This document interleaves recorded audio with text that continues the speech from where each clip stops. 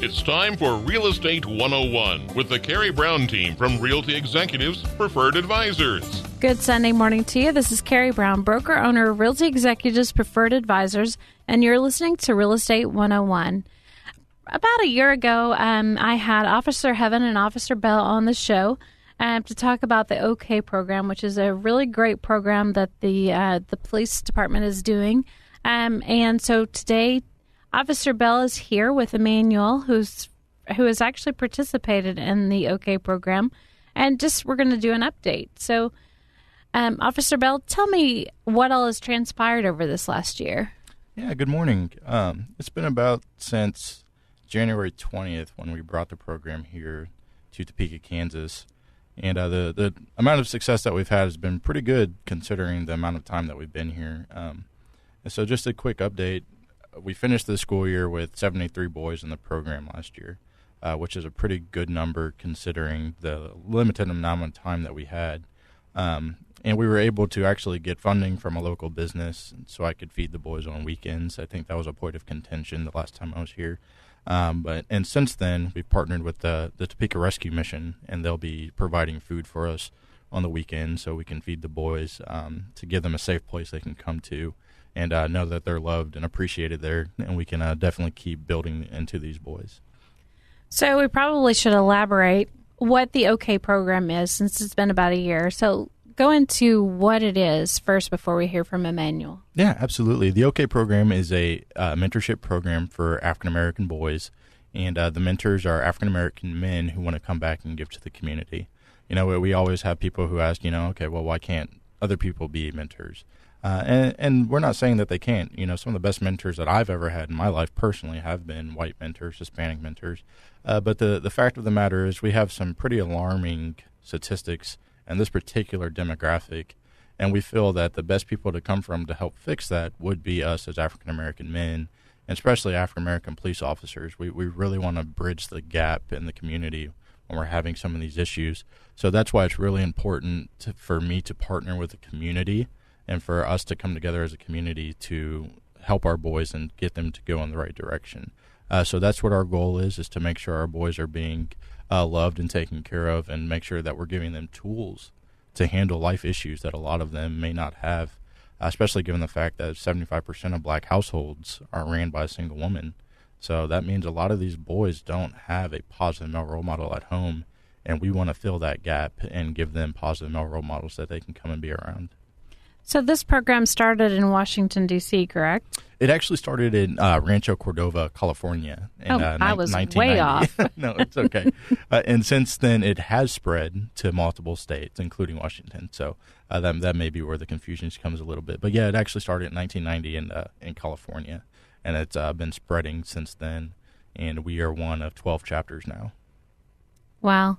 And so the one in California, I was at the police department whenever he spoke. That one's been around for quite some time, and they've actually seen the mentees come back to be the mentors. Absolutely. And that's the biggest reason why this program is actually spreading, is because a boy who was in the program in 1996 became a millionaire and is funding the rest of the program to spread. So, there's not a lot of programs in the United States that have success stories like this. So it's something that's really awesome to see.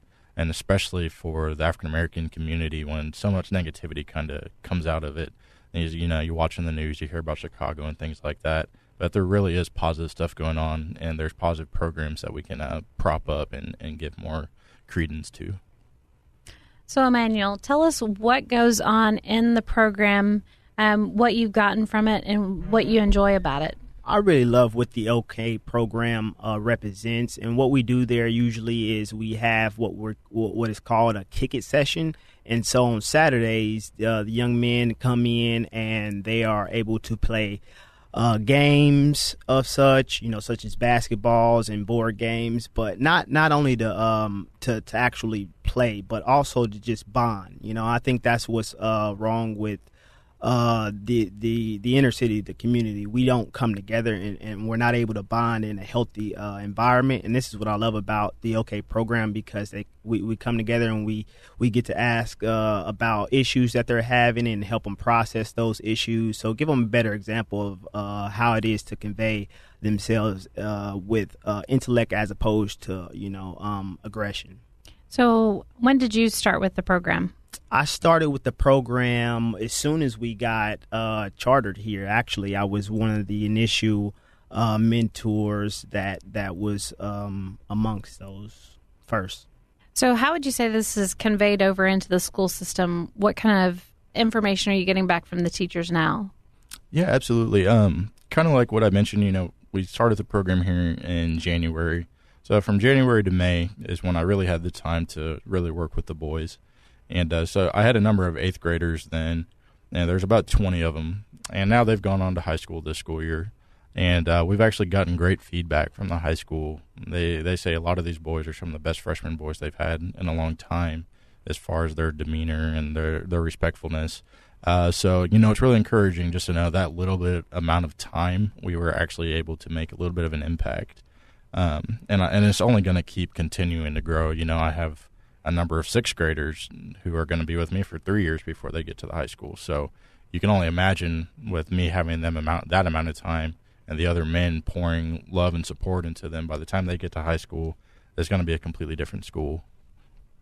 So what kind of grades are you seeing? Yeah, at the end of the school year, we finished, like I said, we had 73 boys.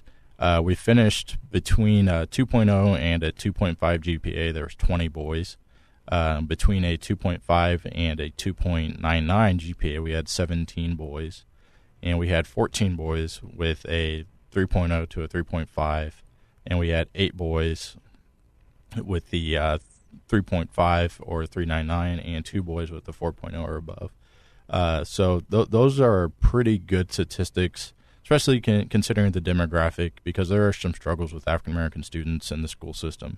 So to see at least be above average, and plenty of them well above average, is pretty encouraging. And to know a lot of it was just coming from being persistent with them and letting them know that I care and that they should care about their grades too. And to see some of the boys respond has been awesome. I had one boy when I first got into town when we brought the program here.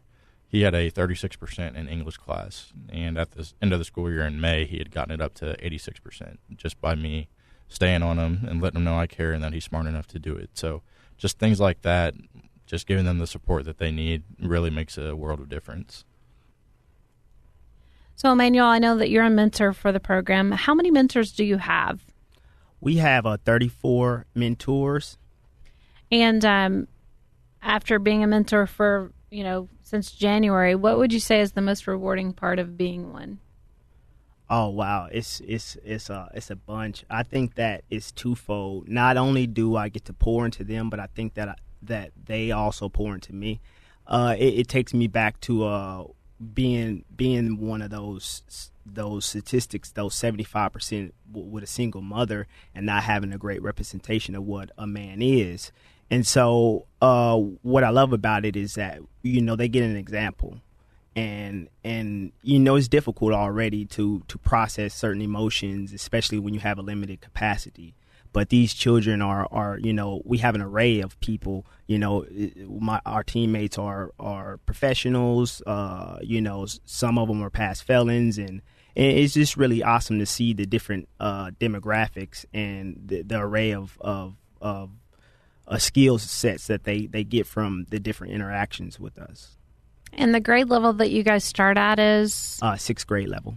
So 6th grade. Yes, Do ma'am. you anticipate that actually being any younger, or is that just a good level to start at?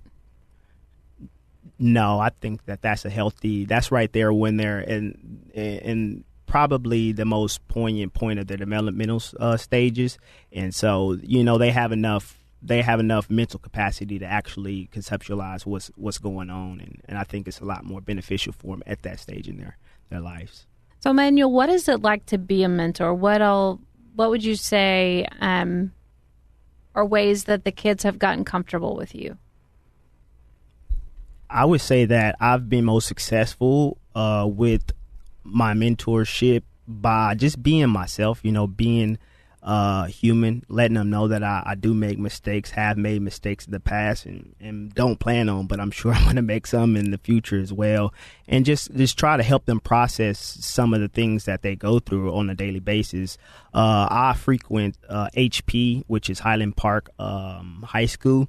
My nephew goes there, and so I'm always in the hallways checking him out, and I see some of the young men from the mentor program in the hallways in there. And actually, I can give you a story. I was leaving the classroom, checking on my nephew, and one of the young men was outside the hallway, standing in the hallway, and I know it was class time. And so I'm like, "Hey, what's going on?" And he's like, "Oh, I'm mad." I'm like, "Well, why are you upset?" And he was like, "Well, the teacher said that I was supposed to do something and I did it, but she said that I didn't do it." I was like, "That's perfect. So why are you mad?" And he's like, "Just because I am." I'm like, "Well, if you're mad, then you're not able to process, right? And so let's look at some solutions. So did you do it? Yes, I did do it. Okay, so then did you document it? No. Then what was the mix up? So just helping these kids just process that. And he calmed down, and we came to a resolution. I spoke with the teacher briefly,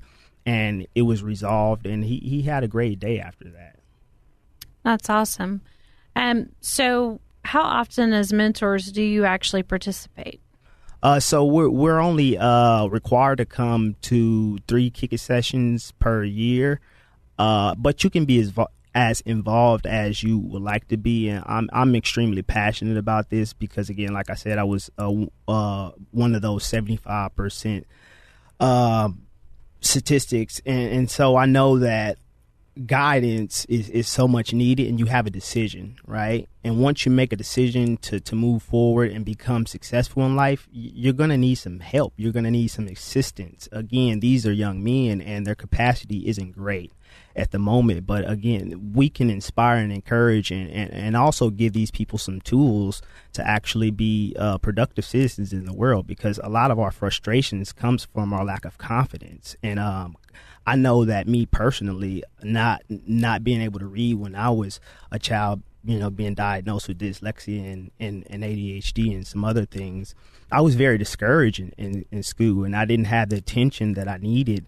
And so giving these people tools to become competent, it allowed them to become confident, and they'll be able to be more effective and in the community, because they'll feel normal, for lack of a better term.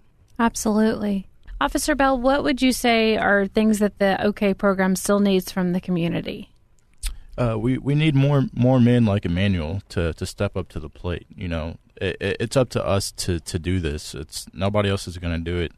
And if we're waiting for everybody else to do it instead of doing it ourselves, it's never going to get done. So we really need more men to step up to the plate. And what he said about the diverse group of men that we have, the reason why we have that is because that represents what our community is. Not everybody in our community is a police officer who hasn't been in trouble like me. I have boys who don't relate to me because I haven't been in very much trouble. But when I can introduce them to a man who's maybe been in jail for 25 years, who wants to work with me and wants to work with everybody else to make the city better, they relate a little bit more with him because maybe their lifestyle is a little bit similar. So the fact that we have such a wide range of men who can come together for a common goal of making sure our boys aren't repeating the same mistakes that some of us have, and to making sure they do have the tools available to teach them how to make better decisions, is very, very important. So with that being said, I do conduct trainings throughout the year. My mentors do have to be trained. Training takes about 2 hours. And the best way to get a hold of me for that is at 785-969-0602, and I will be able to give you any upcoming training date. And then once you're trained, like Emmanuel said, the only commitment I need is 3 Saturdays the whole school year. And to put that in perspective, a kick-it session takes about 4 hours. There's 8,760 hours in a year. So if you can't give me 12 hours out of the year, I mean, that's kind of a problem. That 12 hours can make a world of difference for a lot of these boys. That 12 hours may be the difference between them sitting in a jail cell and them graduating as valedictorian. It really is. It's that important. And other than that is just the financial support. One of the main components of the OK program is rewarding the boys for good behavior. A lot of them come from low-income areas, and not saying that every kid needs an allowance or anything like that, but they don't get a lot of opportunity to do things that we take for granted, like go to the movies or go to the bowling alley. So when I'm able to reward them at the end of the grading period for staying out of trouble and for having good grades, we're reinforcing that hard work actually pays off and you can get something for it. So any financial support that we can get is fantastic. So the best way to do that would be to go to okprogram.org and click on chapters and donations. And under donations, there should be a drop-down box where you can donate to the Topeka chapter, and you'll be able to give us money to help us fund trips and things like that. So we'll be back after this commercial break. Thanks for listening to Real Estate 101, and I'll be back with Officer Bell and Manuel to talk more about the OK program. Southwest Topeka has a good neighbor. State Farm agent Jim Garrison, now at 29th and Urish. If your current insurance situation has you going around in circles, get off the roundabout and stop in and meet Jim and his wonderfully efficient staff. Let Jim Garrison give you a quote and make the Garrison comparison. He's confident that with State Farm's competitive rates, the right coverage, and his unmatched service, you'll want to make him your new insurance agent. Like a good neighbor, State Farm is there, and Jim Garrison is there for you, northeast of the roundabout at 29th and Urish. Thanks for joining us again. This is Karey Brown, broker-owner of Realty Executives Preferred Advisors, and you're listening to Real Estate 101. So I'm back with Officer Bell and Manuel, and we're going to talk a little bit more about the OK program. Just a quick refresher in case people missed the first half. What is the OK program? The OK program is a mentorship program for African-American boys from African-American men, mentoring them. And that starts at 6th grade and goes through high school? Yep, 6th grade all the way up to high school. We start off at Eisenhower Middle School, and that school is a feeder school to Highland Park High School. So I'll have the boys from 6th grade all the way up to being a senior and graduating from Highland Park. And do they have to be at that school to be a participant? They have to be at the school to participate in me monitoring their grades and things like that. But our Saturday kick-it sessions that are from 10 to 2, they're open to any school. Okay. And so is there any kind of cap to the program at all? Nope, it's unlimited. If it was up to me, every African-American boy in either school would be in the program. So let's talk about the backgrounds, the diversity of your mentors in the program right now. Yeah, I had alluded to that a little bit earlier about the diverse group of men that we have. The only requirement that we have for our mentors is that they cannot be on federal probation or have any felonies against kids. And some people kind of look at you weird, like, why that's pretty lax. The reason being is because the demographic that we're dealing with as African-American males, they have some alarming statistics. I think it's something like 6 out of 10 black men are slated to go to prison in their lifetime. So if I was to discriminate just because you've been to jail one time, we're not going to have a whole lot of men who can come back and mentor the boys. And the fact of the matter is, a lot of times the men who've actually been to jail and seen the other side are the ones who are advocating for change the most. They're a lot of times the best mentors because they've been there, they've changed their life, they knew what it took to get better and to change. So it's a good group of men and a good mix to have, some of us who've been successful from day one, not saying that we didn't make mistakes, but some of us, who've stayed out of trouble, so we can tell boys how to stay out of trouble. But then you have some men who have been, and they can teach the boys why you should and how they got to the point where now they are staying out of it. So it's just a good mix of men to have, and it's a good range of people to be able to pour into the boys. So they have it from a lot of different angles and different perspectives. So they can't say, well, Officer Bell, you've never been in trouble. Like, okay, well, that's true. But Mr. Johnson has, and he can tell you how and why you should stop doing what you're doing.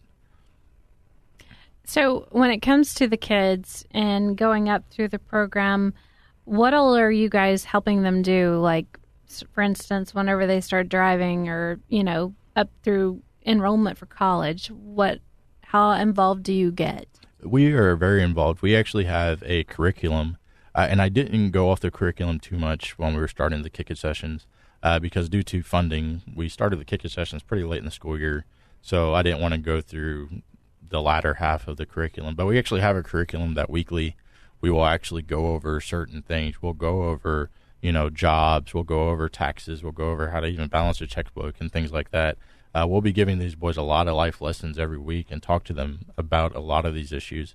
But for me personally, I know when I was 12 years old or even 13, I wasn't really worried too much about it. And not saying that we shouldn't focus on it, but it's really for the 16, 17, and 18-year-olds that I really, really start to harp on it with those guys.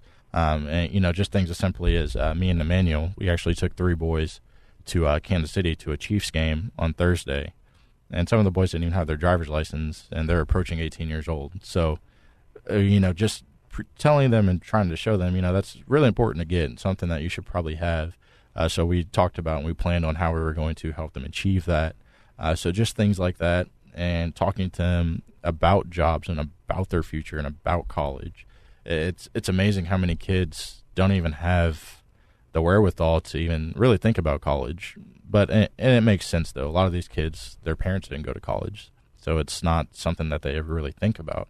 But getting them to change their mindset about college, and more so, what I like to talk to them about is trades now, because a lot of trades are getting forgotten about. Your welding, your carpeting, and things like that. Things like that are what I want them to start really, really thinking about, because that's the quickest way out of poverty. And that's the big demographic that we deal with is, some of these kids are growing up in deplorable conditions. And the only way that they're going to change it is by making that change within themselves. And we're going to have a lot of first-generation college graduates from this program. I can guarantee you that. And I know just by doing the show, I've learned a whole lot about different entities here in town. Like housing and credit counseling would be great for a lot of them to understand how to budget, how to get grants for different loan products, just all kinds of different things that they need to know as far as finances in general to help them whenever they do start earning money, how to build credit, how to budget for life expenses, because I know that it can be overwhelming for anybody. We go into great detail as far as with clients to help them pick an appropriate home price, because you're typically pre-approved for up to 3 times what you really truly should be spending. And how to live on that budget so that you're not living outside your means, because that can also be what perpetuates into things that they shouldn't be doing. I know there's been a lot of discussion of why is there just the black male demographic. And obviously I know you guys had originally talked about Hispanic and things along those lines, and that coming into play eventually. Obviously this is a charter thing that's just been started, so you guys are still very early on. But I can certainly see how by getting males to understand what their responsibility in the community is, that they will probably not participate in that behavior. And that does affect the different demographics, such as black females and so on and so forth. So can you elaborate on that some more as far as what you see with this? Yeah, absolutely. There's a really good studies coming out recently about the development of adolescence and the role that father actually have in that. And they're starting to figure out that there's around like 80% of emotional development of males and females actually come from their fathers. So when dad's not in the picture and the boys are growing up without that emotional stability of, okay, this is how a man should operate. This is how I should handle aggression. This is how I do this. And on the flip side of that, even girls, when girls don't actually see how they should be treated by a man who actually loves them and supports them and cares about them, then they get the wrong image of it too. And that's why, as a police officer, I deal with tons of domestic violence reports, because when you don't actually have that model of, okay, this is what a man should look like, this is how he should be treating me, that's when you see these women jump into bad relationship after bad relationship. And that's when you see these boys, too, grow up to be men who don't know how to foster a loving and caring relationship because they didn't have an example from it at home. So, I mean, honestly, for me, this is a call to action for men to step back up to the plate. It's up to us to get our households back in order. These women can't do it alone. We're leaving a lot of single mothers and it's such a hard job. It's hard for two parents, and then alone for just mom alone, who's probably working 3 jobs and struggling. So even though when she wants to be around, she can't. It's got to be up to us to step back up to the plate and to make sure that we're getting back on the right path. And you're going to definitely start seeing some of these statistics drop just because of that, just because of us being involved again and us being there for our wives and for the mothers of our children. So they're not having to be raised by grandmas and aunts and things like that. And they're not having to be raised by, other people besides their biological parents. It has to be us who's doing this again. And that's a lot of reasons, in my opinion, why you see so many issues with gang members. When they don't have, they're already going to have that anger anyways of not knowing who their father is or their father not being involved. There's a lot of anger that comes with that in general. But when the only emotional support or the emotional model that you have is from your mother, it's a little bit of a different emotional makeup than what comes from a man. So that's why you see a lot of misplaced aggression from them, and that's why you see a lot of people in Chicago in particular. You got kids being killed over a pair of Jordans and things like that. That emotional anger and uncontrollability, that just shouldn't happen. And when you have 2 good parents at home, that very rarely does. So it's really got to be us to step back up to the plate, and we got to help our women out and stop leaving them behind with our kids. We have to be accountable and be the best fathers we can be, because it has a lifetime and a generational implications if you don't. And I would imagine that they're looking for what is really a false sense of family. By getting into gangs, they see that as being their support system, and it's actually a negative support system. Whereas if you don't perform in the way I tell you to, I'm going to kill you. And versus having that structure of family and the love and understanding of having both parents and a family unit, what that feels like, to actually know what a healthy love and a healthy support system looks like. So one more time, what would be the thing that you would ask for from the community? What do you need most? The biggest thing we need for communities, just like I said, I want to really reinforce the good behavior from the boys. So at the end of every grading period, which is every 4 months, we will reward the boys who've stayed out of trouble and have good grades. We'll reward them with a trip.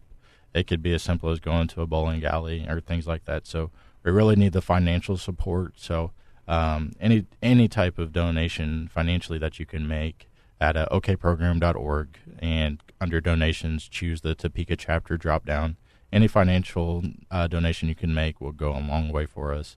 And other than that, I really, really need men to help me mentor these boys. So please contact me at 969-0602, and I can let you know when our next training date will be. And just to reiterate, training takes about 2 hours. And as far as the boys are concerned, 6th grade through high school? Yes, ma'am. Yep, 12 years old all the way up till 18 is our demographic that we're working with. Okay. And they don't just have to be in the Highland Park School District. They could be coming from anywhere? Yeah, to attend the Kick-It sessions on Saturdays, they can come from any school district to attend the Kick-It sessions. Okay. And again, how do they get a hold of you if they need you? 969-0602. And if you're looking to buy or sell, give us a call at 785-213-5188. You can check out our website. It is the most comprehensive place to find homes anywhere from the Kansas City area all the way out west to Junction City, up north to Hiawatha area, and even down below Emporia. It's nekansashomes.com. And if you would like to, you can also email us at preferredadvisorsteam@gmail.com. Thanks for listening to Real Estate 101. Thank you for listening to Real Estate 101 with the Karey Brown team from Realty Executives Preferred Advisors. Tune in again next Sunday at 11 o'clock for Real Estate 101.